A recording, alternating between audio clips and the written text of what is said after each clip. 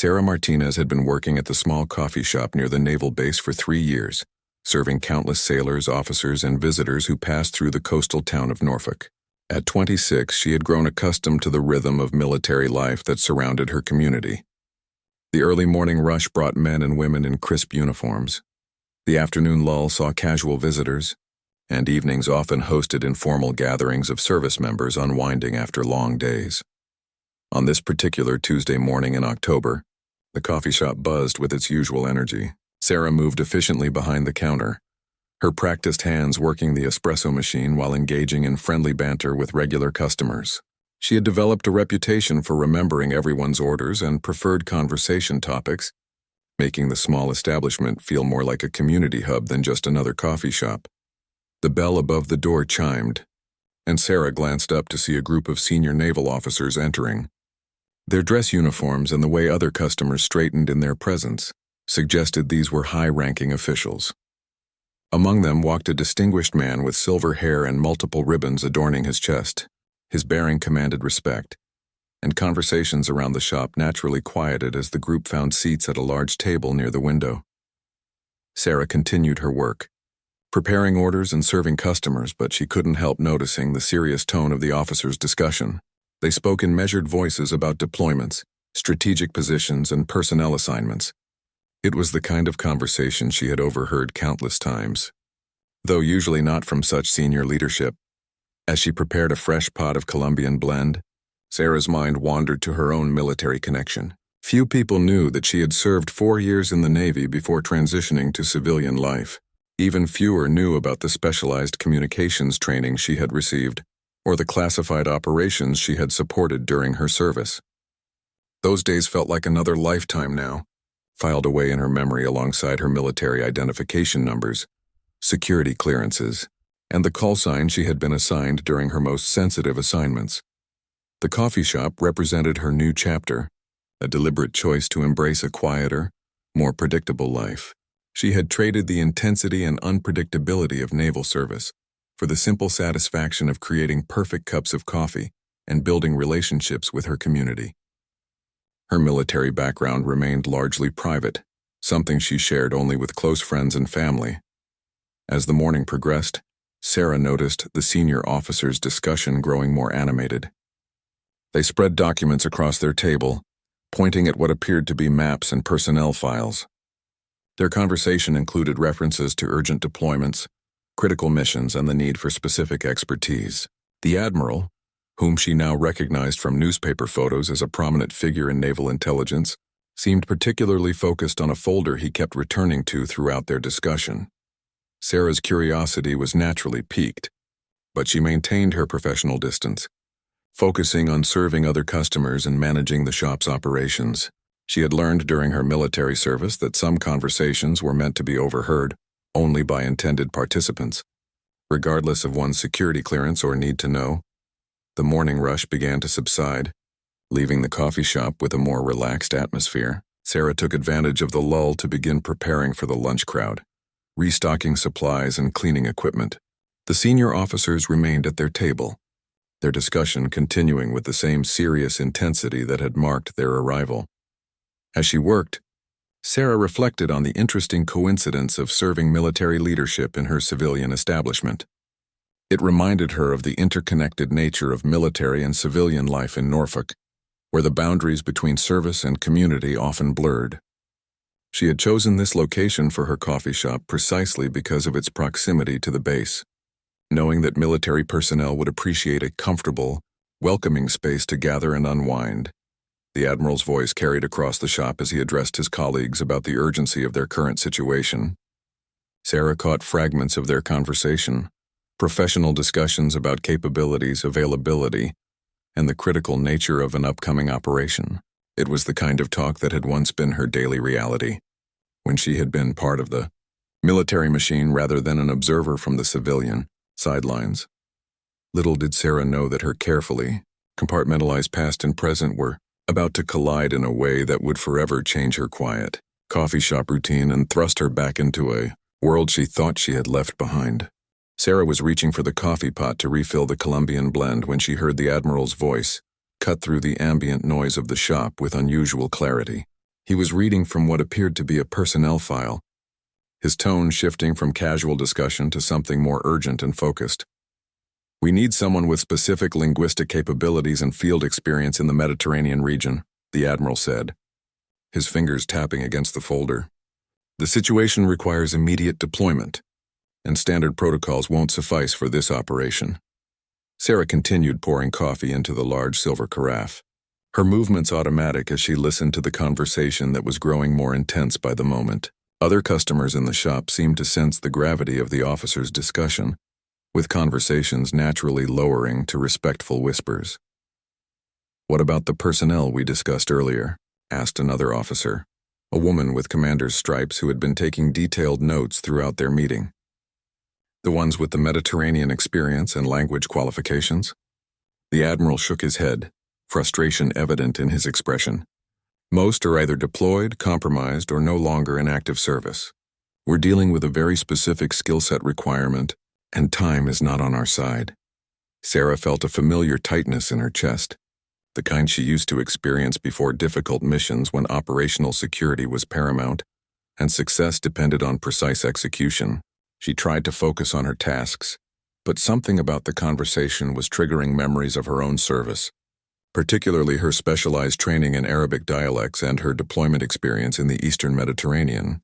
"Sir, what about the inactive personnel files?" suggested a younger officer. "There might be former service members with the right qualifications who could be recalled or contracted for specific operations." The Admiral leaned back in his chair, considering the suggestion. Sarah watched from her peripheral vision as he opened another folder and began reviewing documents that appeared to contain photographs and service records.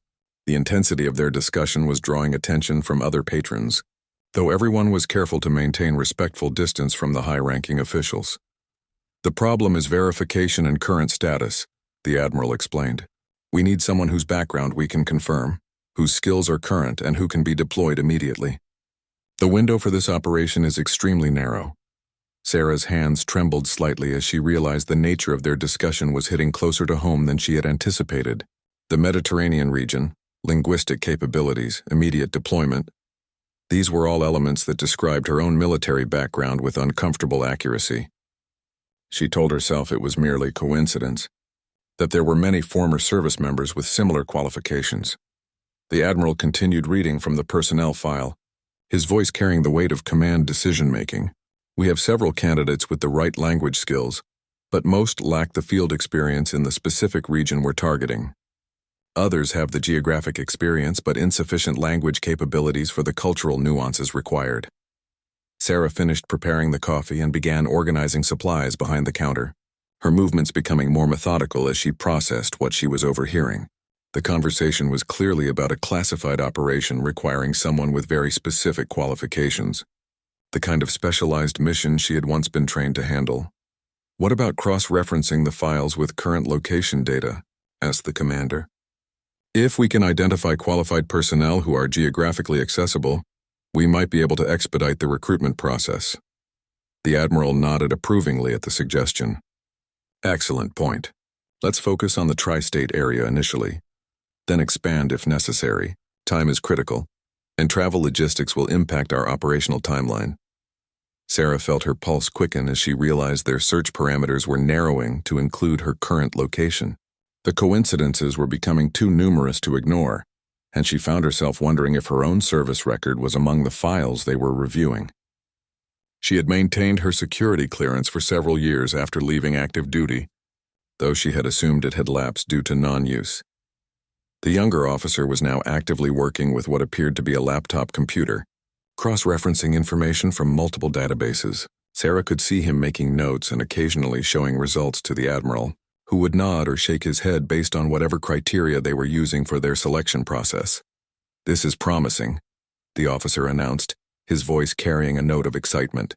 "I've found several candidates in the immediate area who meet the basic qualifications. Let me pull up their detailed service records." Sarah's coffee cup slipped from her hand, clattering against the counter but fortunately not breaking. The sound drew momentary attention from the officer's table, and she quickly apologized to nearby customers while cleaning up the minor spill. Her mind was racing as she tried to calculate the probability that her own record might appear in their search results. The Admiral was now leaning forward intently as the younger officer displayed information on the laptop screen. Their conversation became more animated as they reviewed what appeared to be promising candidates, discussing deployment histories, language certifications, and security clearance statuses. "This one looks particularly interesting," the Admiral said, pointing at something on the screen. "Mediterranean deployment experience, Arabic language certification, intelligence background, and currently located within 50 miles of this base." Sarah's breathing became shallow as she realized the description matched her background perfectly. She tried to convince herself that many former service members shared similar qualifications, but the specificity of the requirements was making coincidence seem increasingly unlikely. The Admiral's eyes moved from the laptop screen to scan the coffee shop, his experienced gaze methodically taking in every patron and employee. Sarah felt exposed under his scrutiny, even though she was certain he had no reason to connect her with whatever personnel files they were reviewing. She continued her work, focusing intently on organizing inventory to avoid making eye contact. "The candidate profile is exactly what we need," the Admiral continued, his voice carrying growing conviction. "Former Petty Officer First Class, specialized in cultural intelligence, fluent in 3 Arabic dialects, and extensive field experience in Lebanon and Syria during the regional instability operations." Sarah's blood ran cold as she recognized her own service history being described with precise accuracy. There was no longer any doubt that her personnel file was among those being reviewed. She gripped the edge of the counter, trying to maintain her composure, while her mind raced through the implications of this unexpected development. "What's the current status?" asked the commander, leaning closer to review the screen. "Security clearance, availability, and current employment situation?" The younger officer scrolled through additional information, reading details that Sarah knew by heart because they represented her own life. "Security clearance maintained through inactive reserve status, currently employed in civilian capacity. No apparent conflicts or complications that would prevent immediate recruitment." Sarah realized she needed to move away from the counter before her obvious distress attracted attention. She walked to the supply room, ostensibly to retrieve additional coffee supplies, but actually to give herself a moment to process what was happening. Her hand shook as she tried to understand how her carefully constructed civilian life was suddenly intersecting with active military operations. When she returned to the main area, the Admiral was speaking with greater urgency. "The timeline doesn't allow for extensive background verification or traditional recruitment protocols. We need to make contact immediately and determine availability. Should I initiate contact through official channels?" asked the commander, her pen poised over her notepad. The Admiral shook his head. "Given the sensitivity of the operation and the time constraints, I think a direct approach would be more effective. We need to assess not just qualifications but current mindset and willingness to re-engage with this type of work." Sarah felt trapped between her desire to flee the situation and her professional obligation to continue serving customers. Several patrons were waiting for service, and abandoning her post would create exactly the kind of attention she was desperately trying to avoid. She forced herself to smile and engage with customers while straining to hear the continuing conversation at the officers' table. "The address shows current residence, approximately 15 minutes from this location." The younger officer reported, "Employment listed as owner-operator of a local business establishment." The Admiral's expression grew thoughtful as he processed this information. "Local business could provide excellent cover for operational activities. The civilian integration would be advantageous for the type of mission we're planning." Sarah's heart was pounding as she realized they were discussing her coffee shop as a potential operational asset. The life she had built as a peaceful retreat from military service was being evaluated for its strategic value in whatever classified operation they were planning. "What type of business?" asked the commander, making additional notes. The officer consulted his screen again. "Food service establishment, appears to be a coffee shop or cafe. Been operational for approximately 3 years. Good community standing. No apparent financial or legal complications."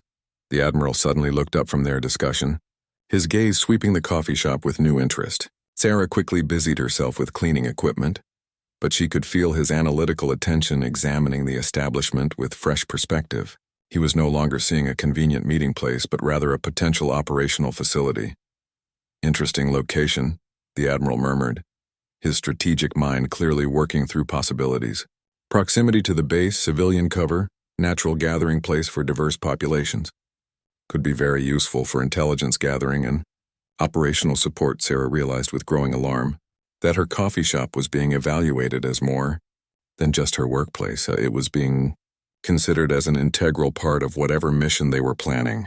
The sanctuary she had created was becoming a target for recruitment back into the world she had deliberately left behind. The younger officer was now making phone calls, speaking in the coded language that Sarah recognized from her own military experience. He was initiating contact protocols, setting in motion a process that would soon reach out to her directly. She knew from experience that once official recruitment processes began, avoiding them became increasingly difficult. "Timeline for initial contact?" asked the Admiral, checking his watch with the precision of someone managing critical operational schedules. "Within the hour," replied the officer, ending his call. "All preliminary verifications are complete, and authorization for direct recruitment has been approved through appropriate channels." Sarah felt a mixture of panic and unexpected excitement coursing through her system. Part of her had missed the intensity and purpose of military service, the feeling of contributing to operations larger than herself. But another part cherished the peace and predictability of civilian life, the freedom from constant vigilance and operational stress. The Admiral stood up, signaling the end of their formal meeting. "Gentlemen, lady, we have our candidate. Let's hope she's as ready for this as her record suggests." As the officers began gathering their materials and preparing to leave, Sarah realized her window for remaining anonymous was rapidly closing. Within an hour, her carefully separated military past and civilian present would collide in ways she could never have anticipated when she had served her last cup of coffee that morning. The officers were preparing to leave when the Admiral's phone rang with an urgent tone that caused him to immediately answer. Sarah continued serving customers while trying to appear disinterested in the conversation, but every instinct from her military training was focused on gathering information about what was clearly becoming a critical situation. "Admiral Richardson," he answered, his voice carrying the authority of someone accustomed to receiving important calls at any hour. The conversation that followed was mostly one-sided from Sarah's perspective, with the Admiral responding to information being provided by whoever was on the other end. "How certain is the intelligence?" the Admiral asked, his expression growing more serious. "And what's our window for response?" Sarah could sense the tension building at the officers' table as the phone conversation continued. The other officers were gathering their materials more quickly, and their body language suggested that whatever news the Admiral was receiving was accelerating their timeline significantly. "Understood," the Admiral said grimly. "We need to expedite everything. There's no time for standard protocols." He ended the call and immediately turned to his colleagues with unmistakable urgency. "Gentlemen, the situation has escalated. Our intelligence indicates that hostile forces are moving faster than anticipated. We need our specialist contacted and deployed within 6 hours, not 6 days." The younger officer looked up from his laptop with concern. "Sir, that doesn't allow time for proper briefing, equipment preparation, or even basic logistical coordination." "I understand the challenges," the Admiral replied, his tone indicating that the decision was not negotiable. "But the alternative is allowing a critical intelligence asset to be compromised or eliminated. The strategic implications are too significant to accept delay." Sarah felt her stomach tighten as she realized that whatever operation they were planning was not only urgent, but potentially dangerous. The military terminology and operational urgency were triggering memories of her own high-stakes deployments, when timing meant the difference between mission success and catastrophic failure. The commander was making rapid notes while speaking quietly into her own phone. "I'm alerting the rapid deployment team and requesting immediate transportation assets." "What about cover stories and documentation?" "Standard diplomatic channels," the Admiral responded. "Cultural attaché assignment with full embassy support." "It's thin cover, but it's what we can establish in the available time frame." Sarah's hands were trembling as she processed the implications of what she was overhearing. A diplomatic cover assignment in the Mediterranean, region requiring Arabic language, skills, and immediate deployment could only mean one thing. She was being recruited for an intelligence operation in an unstable region where American interests were threatened. The Admiral suddenly stood up and walked directly toward the counter where Sarah was working. Her heart rate accelerated as she realized that her period of anonymous observation was about to end dramatically. She forced herself to smile professionally while internally preparing for whatever was about to happen. "Excuse me," the Admiral said, his voice carrying the same authority she had heard during his phone conversation. "I believe we need to have a conversation." Sarah looked up with what she hoped appeared to be polite confusion. "Of course, sir." "How can I help you?" The Admiral studied her face intently, comparing what he saw with whatever information was in the personnel files his team had been reviewing. "I think you know why we're here. I'm sorry, sir, but I'm not sure what you mean," Sarah replied, maintaining her civilian cover despite knowing it was probably futile. The Admiral glanced back at his colleagues, who were watching the interaction with intense interest. He lowered his voice slightly, but his words carried clearly across the suddenly quiet coffee shop. "Nightingale," he said simply. The coffee pot slipped from Sarah's hands, crashing to the floor and sending hot coffee and ceramic fragments across the area behind the counter. The sound echoed through the shop like a gunshot, and every conversation stopped instantly. Customers turned to look at the source of the disturbance, but Sarah was frozen in place, staring at the Admiral with undisguised shock. Nightingale had been her operational call sign during her most classified assignments, known only to a handful of senior officers and intelligence personnel. Hearing it spoken aloud in her civilian coffee shop felt like having her two worlds collide with explosive force. The Admiral's use of that specific identifier meant he knew exactly who she was and what she had done during her military service. The entire room had gone silent, with customers and staff sensing that something significant was happening, but unable to understand the context. Sarah could feel dozens of eyes watching her reaction to what appeared to be a simple word but carried implications that reached far beyond anything her civilian patrons could comprehend. "I think we need to talk privately," the Admiral continued, his voice gentle but firm.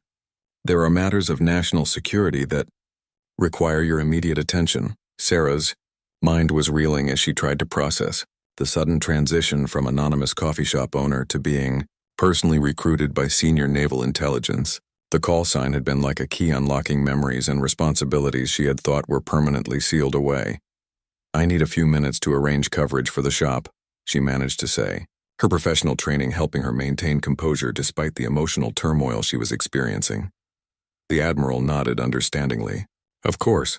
We'll wait." As Sarah moved to clean up the broken coffee pot and arrange for her assistant to take over the shop operations, she could feel the weight of destiny settling around her.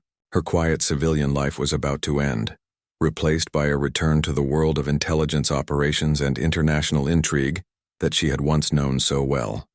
20 minutes later, Sarah found herself in a secure conference room at the naval base, facing the same officers who had been discussing her fate over coffee just an hour earlier. The transition from civilian coffee shop owner to potential intelligence operative felt surreal, like stepping through a portal between two different versions of her life. Admiral Richardson sat across from her, no longer the casual customer but clearly the commanding officer of a critical operation. The personnel file that contained her service record lay open on the table between them, displaying photographs and documentation from deployments she had tried to put behind her. "Sarah, I need you to understand the gravity of what we're facing," the Admiral began, his tone carrying the weight of classified information. 3 days ago, our intelligence networks identified a planned attack on American diplomatic personnel in Lebanon. The threat is credible, immediate, and requires a response that goes beyond conventional military or diplomatic channels. Sarah listened intently, her military training automatically processing the briefing information, while her civilian instincts questioned whether she wanted to be involved in such dangerous operations again. The conference room felt familiar yet foreign, like returning to a childhood home after years of absence.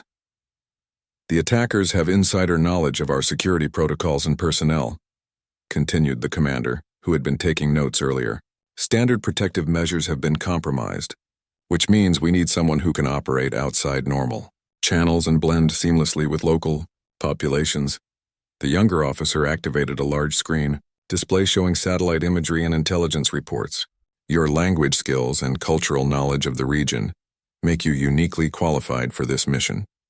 More importantly, your previous intelligence work gives you operational experience that can't be replicated through training."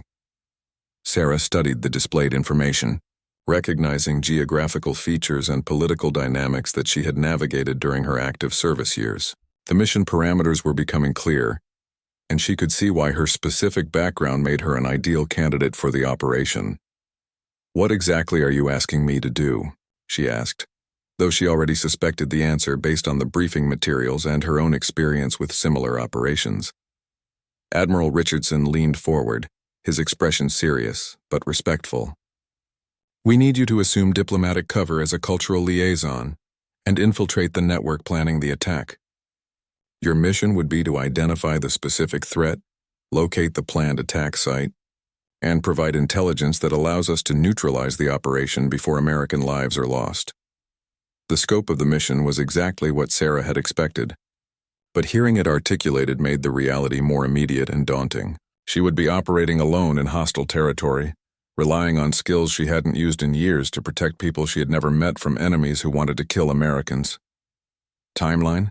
she asked, falling back into the military mindset that prioritized practical details over emotional concerns. 48 hours for briefing, equipment preparation and transportation," replied the commander. "Once in theater, you'll have approximately 72 hours to identify and neutralize the threat before the planned attack window opens." Sarah calculated the operational challenges in her head.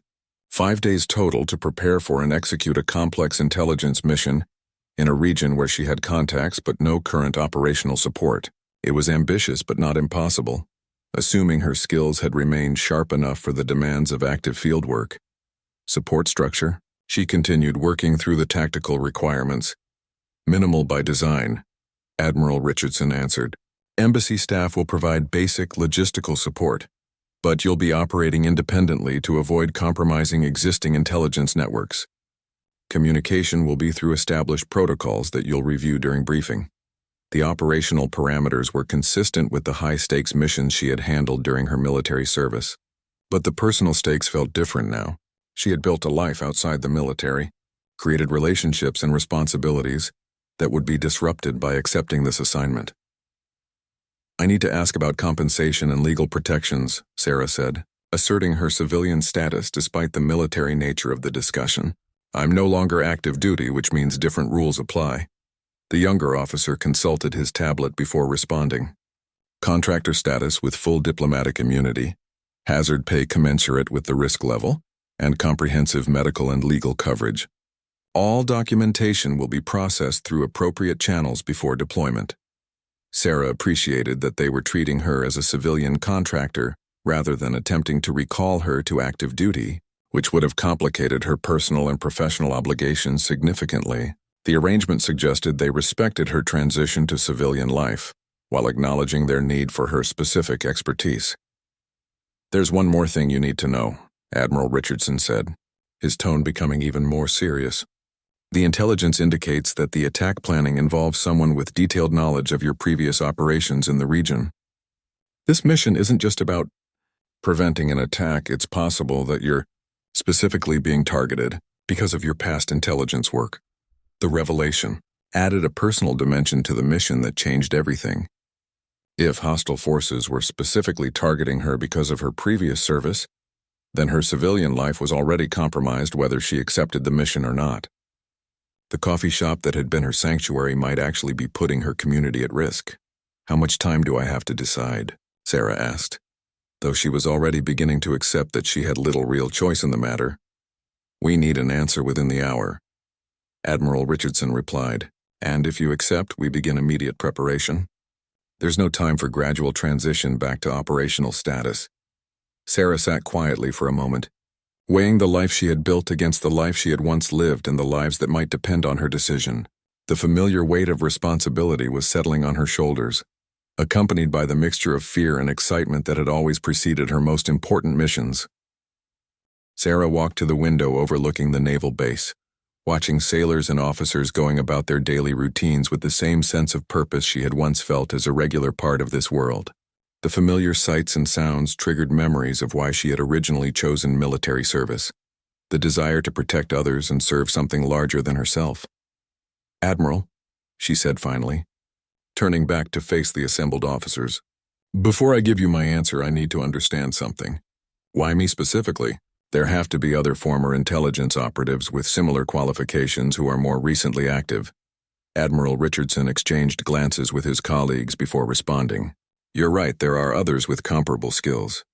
But this situation requires someone with your exact combination of regional experience, language capabilities, and operational independence. More importantly, our intelligence suggests that the hostile forces planning this attack have specifically studied American intelligence operations in the region. The commander opened another file and displayed photographs on the screen. These images were recovered from a safe house raid in Beirut 2 weeks ago. Notice anything familiar? Sarah's breath caught as she recognized surveillance photographs of herself from her previous deployments, along with detailed notes about her operational methods and known contacts in the region. The hostile forces weren't just planning an attack on American personnel. They had been specifically researching her background and capabilities. They know who I am already, Sarah said, the implications becoming clear. Whether I take this mission or not, I'm already a target. Exactly, Admiral Richardson confirmed. Your civilian life provides excellent cover for operational activities, but it also makes you vulnerable if hostile forces decide to eliminate you as a potential threat. Accepting this mission actually provides you with protection and support that you wouldn't have as a civilian. The logic was sound, and Sarah recognized the strategic thinking behind the recruitment approach. Her options had been narrowed to accepting the mission with full military support or remaining civilian and vulnerable to enemies who already considered her a threat.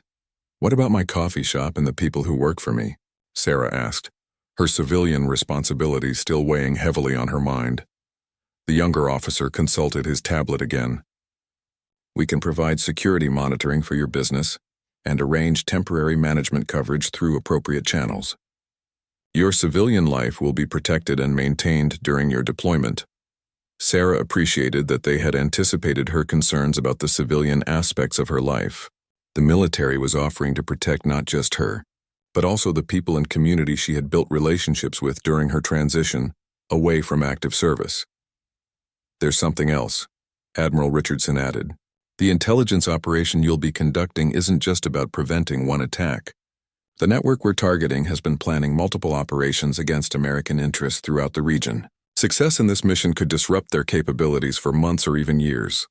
The broader strategic implications gave additional meaning to the personal risks involved. Sarah was being asked to accept not just a single dangerous mission, but an operation that could significantly impact American security interests in a volatile region, where her expertise was uniquely valuable. I'll need complete operational autonomy once I'm in theater, Sarah said, her tone shifting to reflect her acceptance of the mission. No micromanagement from remote locations, no real-time approval requirements for tactical decisions. Understood and agreed, Admiral Richardson replied immediately. You'll have full operational discretion within the mission parameters. We need your expertise and judgment, not your compliance with procedures designed for less experienced operatives. Sarah felt the familiar surge of adrenaline that accompanied mission acceptance, mixed with the apprehension that always preceded dangerous assignments. She was stepping back into a world where success meant staying alive while protecting others, where every decision carried life and death consequences. When do we start? She asked, her civilian identity already beginning to give way to her operational persona. The commander stood up and began gathering briefing materials. Immediate transition to secure facilities for operational preparation. We have 48 hours to bring you up to speed on current intelligence, provide updated equipment, and establish communication protocols. Admiral Richardson extended his hand in a gesture that combined military respect with personal appreciation. Welcome back, Nightingale. The country needs you again. As Sarah shook his hand, she realized that her quiet morning of serving coffee had transformed into the beginning of her most important mission yet.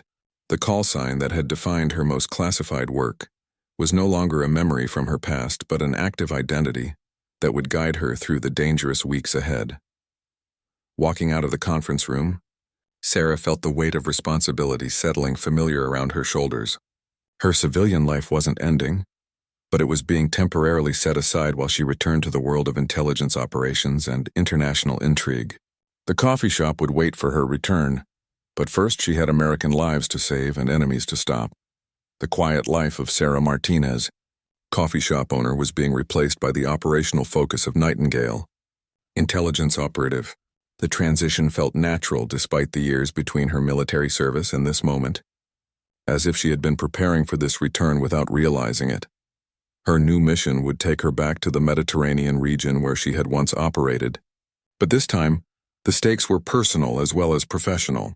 The enemies who threatened American personnel also threatened her own safety, making this assignment both a duty to her country and a necessity for her survival.